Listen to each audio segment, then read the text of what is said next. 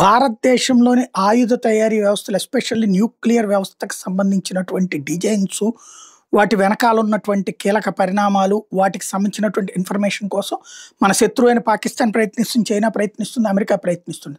అయితే మన దేశంలోని పాకిస్తానీ ప్రేమికులు మతపిచ్చతో పాకిస్తాన్ పట్ల ప్రేమతో భారత్ నాశనం అయినా పర్వాలేదని కోరుకునేటటువంటి ముస్లింలోని ఒక 5% రాక్షసులు ఎవరైతే ఉన్నారో, దుర్మార్గులు ఎవరైతే ఉన్నారో, దేశద్రోహులు ఎవరైతే ఉన్నారో వాళ్ళని పాకిస్తాన్ యూజ్ చేసుకుంటుంది.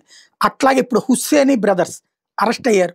ఏంటంటే భారతదేశానికి సంబంధించిన న్యూక్లియర్ ఫెసిలిటీకి సంబంధించి పాకిస్తాన్ ఐఎస్ఐకి అందిస్తున్నటువంటి నేపథ్యంలో ఈ అదిల్ హుస్సేనీ ఈ న్యూక్లియర్ ప్లాంట్కి సంబంధించిన డిజైన్స్ని రష్యన్ సైంటిస్టుల సాయంతో ఇరానియన్ ఏజెంట్ల ద్వారా అమ్మకానికి పెట్టాడు అన్నటువంటి ఏదైతే పసిగట్టి సంపాదించి పాకిస్తాన్ ఐఎస్ఐకి ఇస్తున్నాడు అన్నటువంటి తేలింది.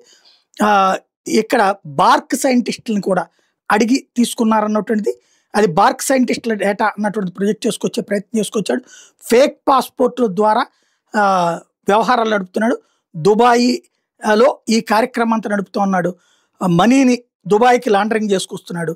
దాంతో మనం దుబాయ్ ప్రభుత్వాన్ని అడిగాం, వాడి అడ్రస్ అవన్నీ ఇచ్చాం. దుబాయ్ ప్రభుత్వం వాడిని మనకు అప్పచెప్పింది.